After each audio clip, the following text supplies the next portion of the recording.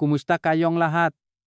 Ako si Dr. Lorenzo Mendoza, isang doktor na may 35 taong karanasan at ngayon ay tatalakayin natin ang mahalagang paksa, ang mga malubhang pagkakamali sa pagkain ng mansanas na nagpapahamak sa bato nga may diabetes at alta presyon. Sa aking 35 taon ngang karanasan bilang isang doktor, marami na akong nakasalamuha na kaso na nagbigay sa akin ng matinding pag-isip. Kagaya na lamang nangyari kay Aling Nena, isang 63 taong gulang na pasyente na may type 2 diabetes sa loob ng 10 taon. Si Aling Nena ay napaka-metikuloso sa kanyang kalusugan. Narinig niya ang kasabihan na isang mansanas sa isang araw ay magpapalayo sa doktor at lubos niya itong pinaniwalan. Kaya naman sa loob ng 3 buwan ng tagani ng mansanas, araw-araw siyang kumakain ng mansanas, 2 sa umaga at 1 sa gabi. Ang iniisip niya, prutas ito, kaya puro sustansa at walang masama. Ngunit sa kanyang huling regular na check-up nang hawak na namin ang resulta ng kanyang blood test, pareho kaming nagulat ni Aling Nena. Ang kanyang creatinine level na sumusukat sa function ang nga bato ay baklang tumas ng abnormal. Ang kanyang bato na dati ay matatag ay nakpakitang mas senyales ng pagkapagod at labas na trabaho. Nakalala si Aling Nena at naktanong sa akin, Dr.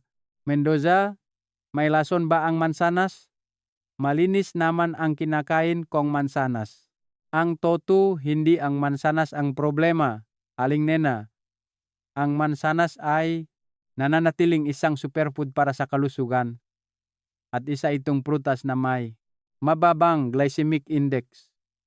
Ang problema ay si Aling Nena ay hindi sinasadyang nagawa ang 3 sa 5 malalaking pagkakamali sa pagkain ng mansanas na madalas nagagawa ng mga may diabetes at alta presyon. Ang maling paraan ng pagkain na ito ang nagpabago sa masustansyang prutas na ito sa isang pasanin na tahimik na sumisira sa mga selulang bato araw-araw nang hindi niya nalalaman. Kaya, paano natin kakainin ang mansanas para makatulong sa ating bato sa halip na makapinsala? Ano ang manakamamatay na pagkakamali na iyon at paano natin maiwasan ang ito? Manatili kayo at pakinggan. Ibubunyag ko ito ngayon para maprotektahan natin ang ating bato.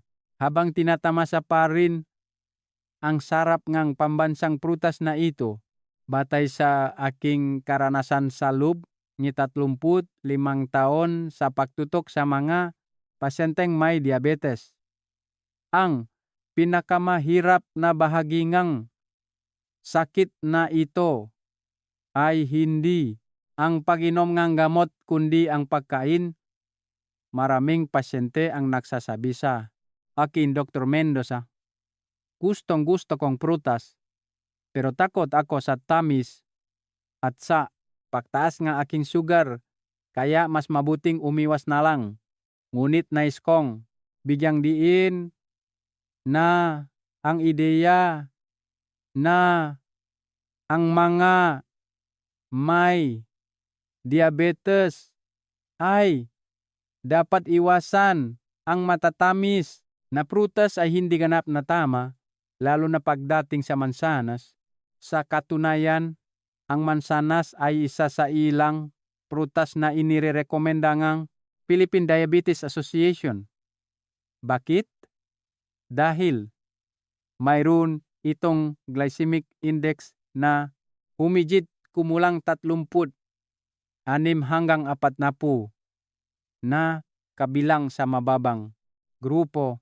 Bukod pa rito, ang mansanas ay naglalaman ng pectin, isang uring soluble fiber na gumagana tulad ng isang lambat upang salain. Ang labis na asukal at taba, sabito kabago paman ito masipsip sa dugo. Gayon paman, at ito ay isang malaking gayon paman. Ang mansanas ay naglalaman din ngang tiyak na dami ngang potassium at acid para sa malusok na tao, mabilis itong sinasalang bato. Ngunit para sa mga may diabetes na higit sa 50 taong gulang, kung saan ang sistema ang glomerular filtration ay nagsisimula ng tumanda at kasama pa ang presyon mula sa mataas na blood sugar, ang maling paraan, malang oras o malang dami na pagkain naman sa nasay marang makdulot ang labis na pasan ni sabato. Sinasabi ko sa inyo, marami ang nakakagawa ng pagkakamaling. Ito nang hindi nalalaman. Akala nila ang prutas ay hindi nakakapinsala. Sa video na ito, hindi ako magbibigay ng teorya lamang. Didiretso ako sa 5 pulang babala kasama ang mga agarang solusyon upang maipapatupad ninyo kaagad ngayong gabi. Babala una, kakain ne mansanas. Kasama ang buto at laman. Pinagmumulan.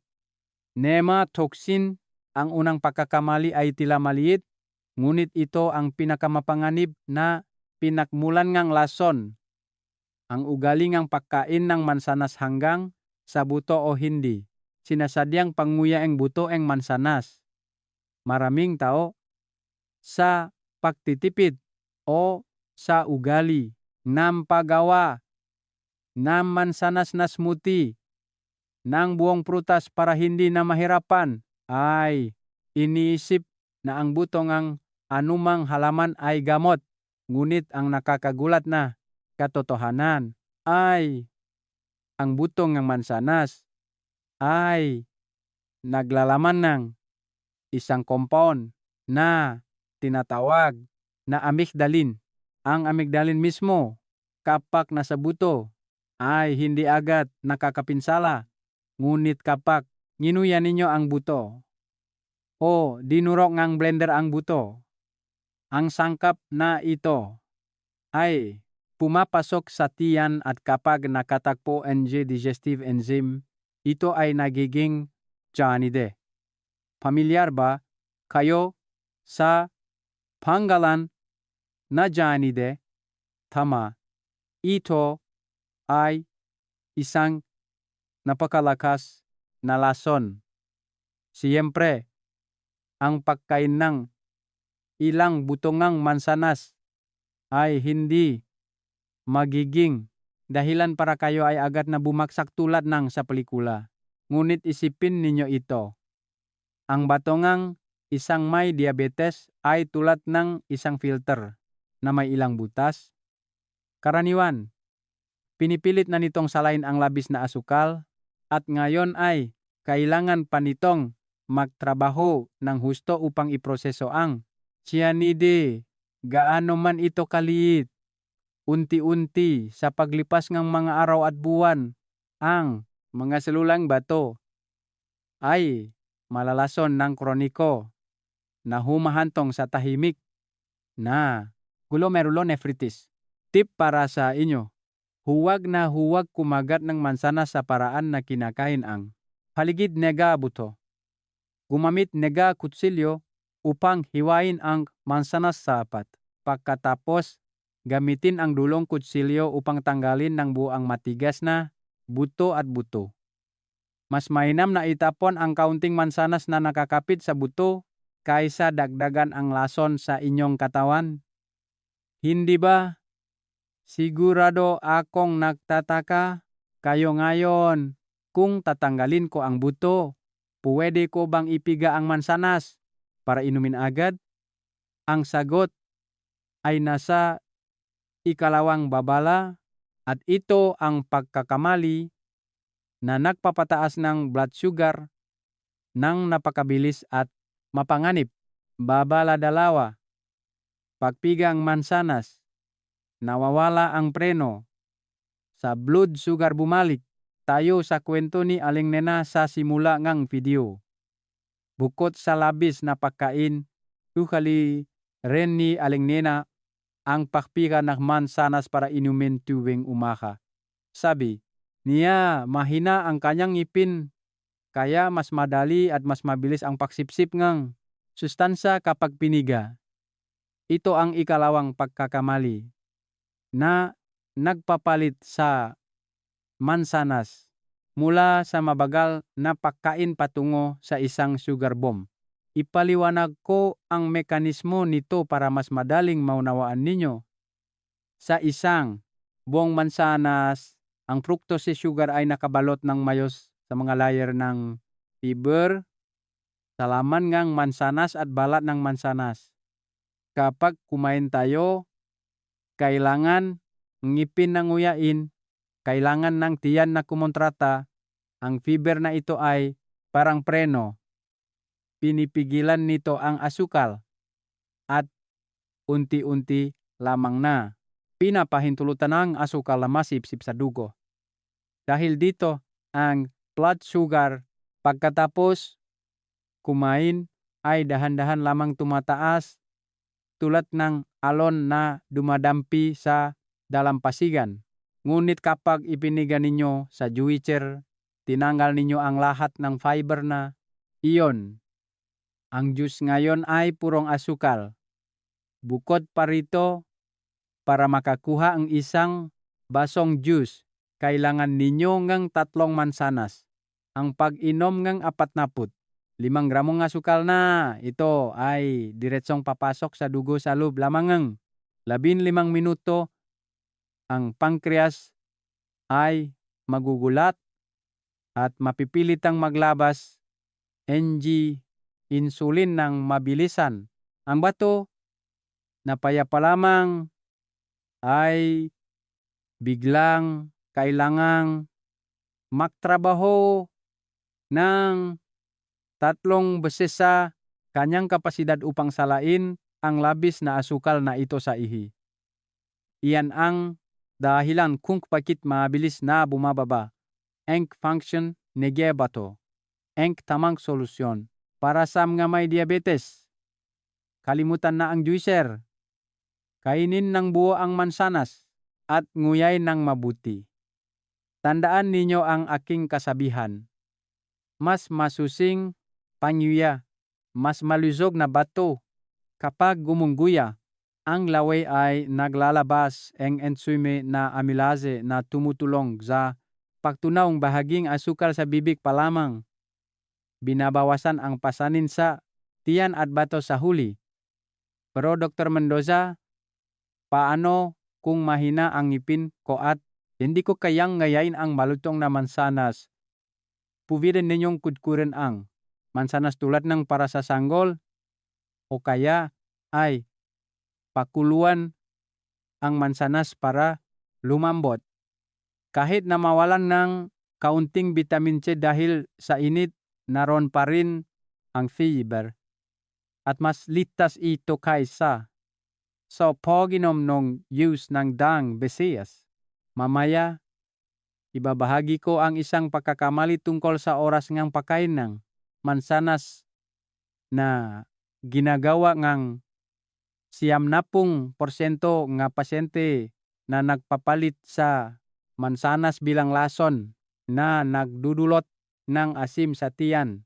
Babala 3, kumain agad pagkatapos ng kainan, nakamamatay na oras sa kulturang Pilipino. Sa kulturang Pilipino, ugali nating magdesert ng prutas pagkatapos kang hapunan kasama ang pamilya. Masaya nga, ngunit mula sa medikal na pananaw, ito ay isang nakamamatay na oras para sa mga may mataas na blood sugar. Bakit? Isipin ninyo na ang inyong tiyan ay parang isang rice cooker. Kakakain ninyo lang ng 2 tasangang kanin, kaunting karne at gulay, ang palayok ay puno na at nangangailangan ng hindi bababa sa 2 hanggang 3 oras upang tunawin ang pagkain na iyon. Ngayon, ilalagay ninyo agad ang isang piraso ng mansanas. Ang mansanas ay mabilis matunaw. Nangangailangan lamang ng 30 minuto. Ngunit dahil nahaharangan itong kanin at karne sa ilalim, naipitang mansanas sa itas, dito sa mainit at mamasa-masang kapaligiran ng tiyan, nagsisimulang mag-ferment ang mansanas, naglalabas ngang gas, alcohol, at acid. Ang resulta ay nararamdaman ninyo ang kabag, pakdihay, at hirap sa pagtunaw. Mas mapanganib pa ang asukal mula sa kanin kasama ang asukal mula sa mansanas ay sabay na pumapasok sa dugo pagkatapos ng 1 oras. Sa oras na ito, hindi lamang tataas ang blood sugar kundi baklang titindi. Kailangan na naman na bato na magtrabaho ng husto, solusyon. Ipatupad ang aking isolation rule. Ang mansanas ay hindi dessert. Ang mansanas ay isang merienda. Kainin ang mansanas nang hindi bababa sa 2 oras bago o pagkatapos ng pangunahing pagkain. Konkretong tip, kung kumain kayo nig almusal nig alas 7, kumain nig mansanas nig alas 9 at 30 minuto bilang merienda sa umaga.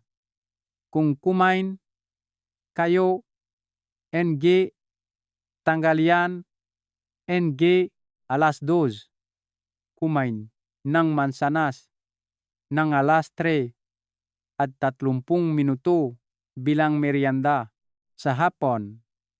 Sa oras na ito, walang laman ang tiyan. Mabilis na matutunaw ang mansanas na makakatulong na hindi kayo magutom. Hindi kayo magkakaroon ng low blood sugar sa pagitan nga kainan. At ang inyong bato ay magiging mas relax. Huwag na huwag kumain ng mansanas pagkatapos ng alas 8 gabi.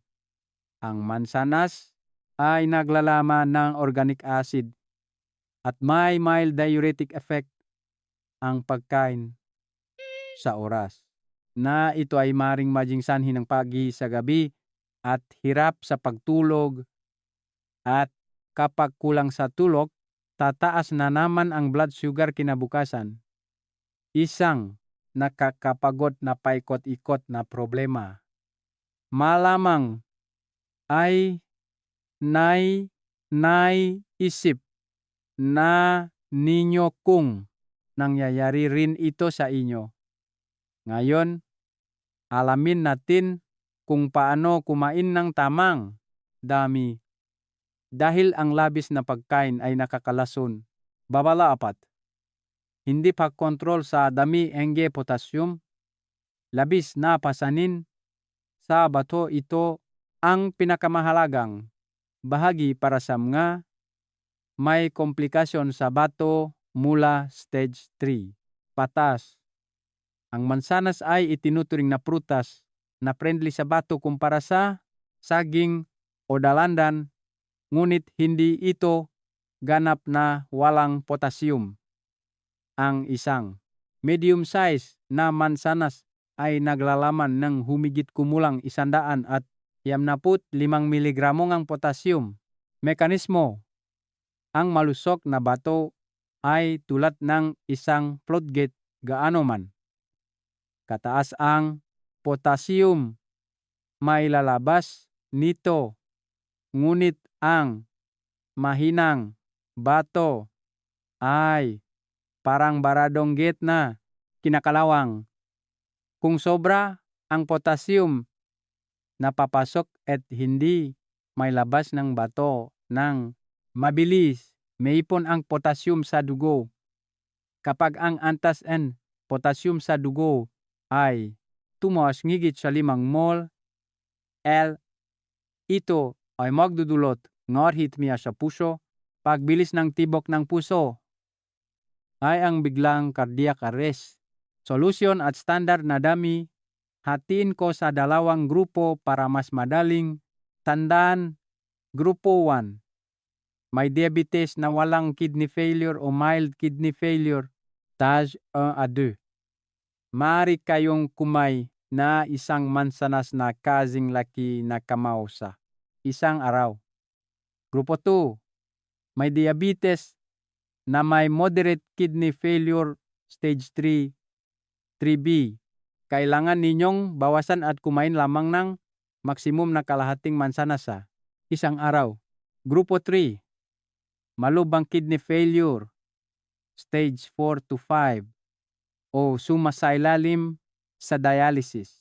Kailangan ninyong kumonsulta sa inyong doktor dahil sa puntong ito, bawat miligramo ng potassium ay kailangang kalkulahin. Ang pagsunod sa dami na ito ay makakatulong na mapanatili ang potassium sa dugo sa ligtas na antas, mapanatili ang regular na tibok ng puso, at ang pinakamahalaga ay mapanatili ang natitirang function ng bato hanggat maaari. Sa susunod na check-up, tandaan na ipatingin sa inyong doktor ang antas ng potassium sa inyong blood test. Kung mataas ito, kailangan ninyong bawasan agad ang dami ng mansanas.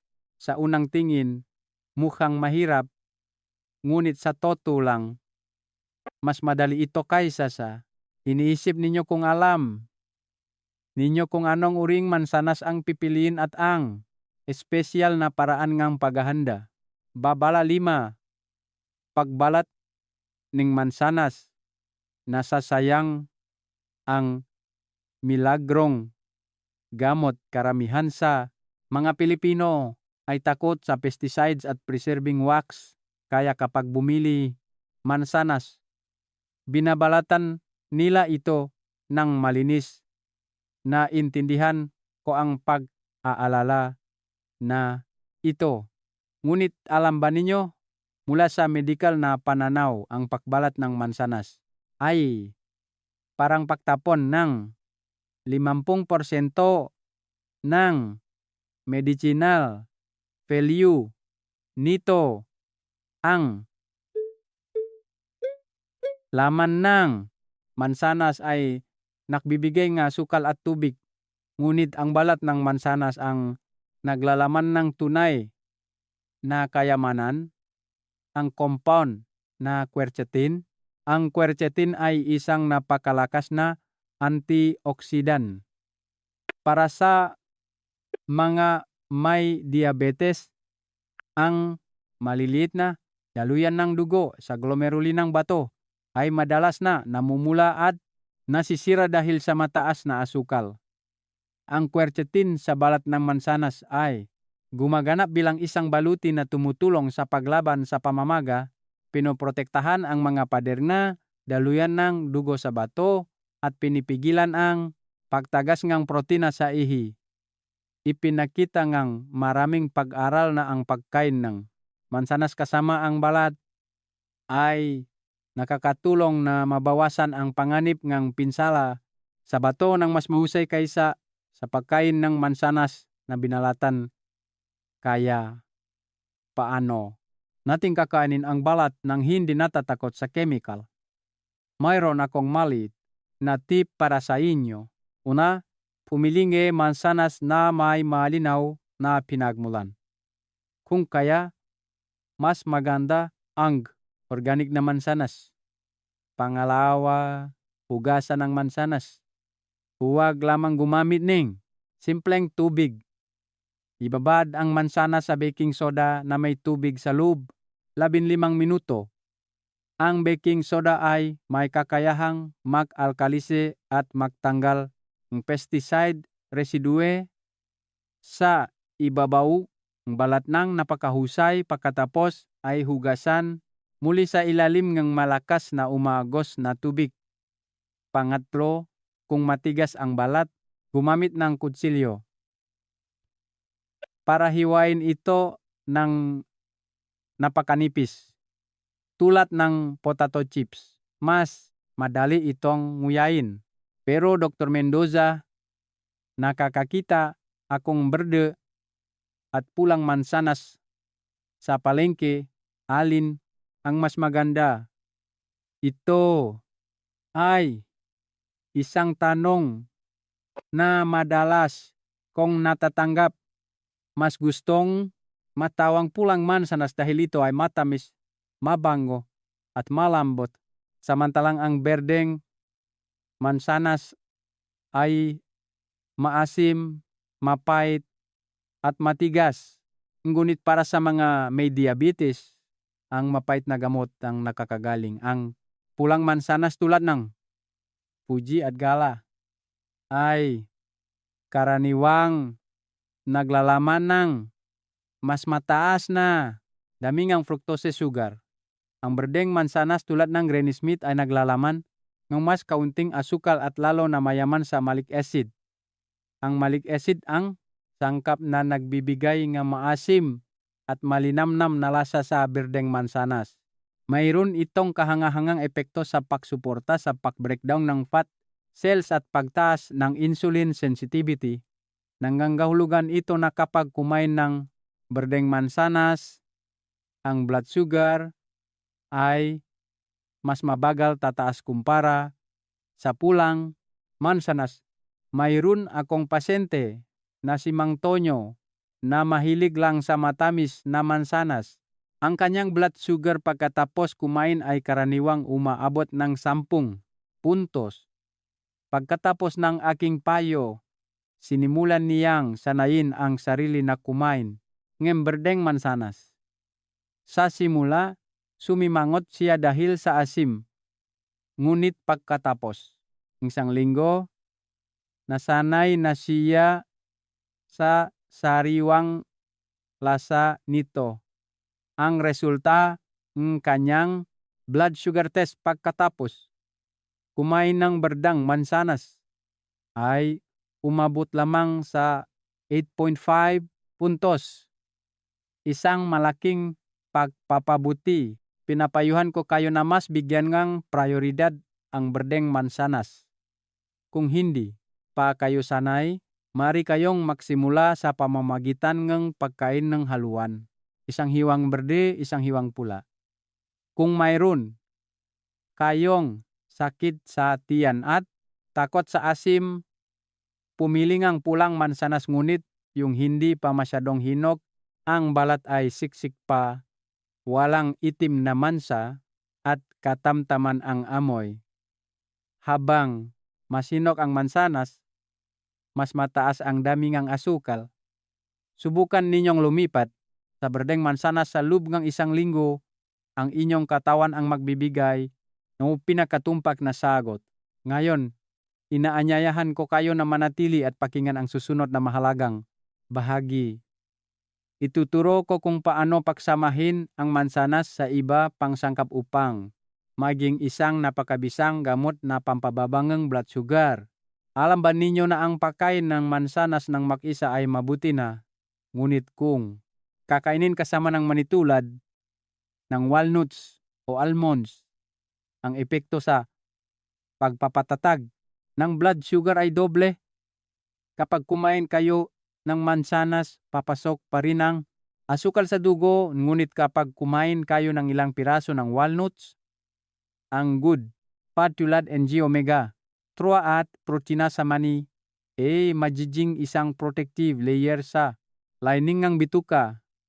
Ang layer na ito ay magpapabagal sa proseso ng paglabas laman ng tiyan na pumipigil sa asukal mula sa mansanas na biglang pumasok sa bloodstream. Pinapahaba nito ang blood sugar curve na nagpapanatili sa inyong busok ng mas matagal at hindi kayo matutuksong kumain ng ano-ano. Aenge aking gintong resip sa merienda. Kalahating berdeng mansanas na hiniwa ng may balat kasama ang 3 hanggang 4 na piraso walnuts o 5 hanggang 6 na piraso ng almonds. Kumain ng isang hiwa ng mansanas, kumagat ng isang piraso ngang mani, nguwain ng mabuti. Ang matamis at sariwang lasa ang mansanas na. Sinamahan ngang malinamnam na lasa ngang mani ay magiging napakasarap. Mahalagang paalala, gumamit lamang ng plain, roasted nuts. Iwasan ang mga mani na may asin, honey, o butter sugar coating. Ang asin ay numero 1, kaawe ng bato. Tandaan ninyo, kaya sa huli gaano kalubha dapat ang kondisyon ngang bato para tuluyang iwasan. Ang mansanas, kailangan kong linawin ito para hindi kayo maging pabaya at maiwasan ang anumang kapuspalat na pangyayari. Lahat ba ay pwedeng kumain ng mansanas? Alam kong masarap at masustansya ang mansanas at gusto kong payuhan ang lahat na kumain nito, ngunit hindi ako pinapayagan ng aking prinsipyo bilang doktor na magsalita ng walang batayan. May mga sumusunod na kaso kung saan kailangan ninyong pag-isipan ng mabuti o kumonsulta sa inyong doktor. Una, ang mga may stage dirt, obese end-stage kidney failure o sumasailalim sa dialysis. Sa puntong ito, ang function ng bato ay nasa ilalim na lamang ng 15 hanggang 20%. Halos wala na ang kakayaan nitong maklabas na potassium. Kahit isang mansanas ay maaaring sobra. Ang grupong ito ay kailangang sumunod ng mahigpit sa meal plan ng nutrition doctor sa ospital. Pangalawa, ang mga may acute peptic ulcer. Bagamat mabuti ang mansanas, ang organic acids at vitamin C sa mansanas, lalo na ang berdeng mansanas, ay maaring makairita sa ulcer na nagdudulot na heartburn at sakit ngang tiyan. Solusyon, kung talagang gusto ninyo balatan at pakuluan ang mansanas bago kainin, binabawasan ng init ang acidity, ginagawang mas malambot ang mansanas at mas madaling tanggapin ng tiyan.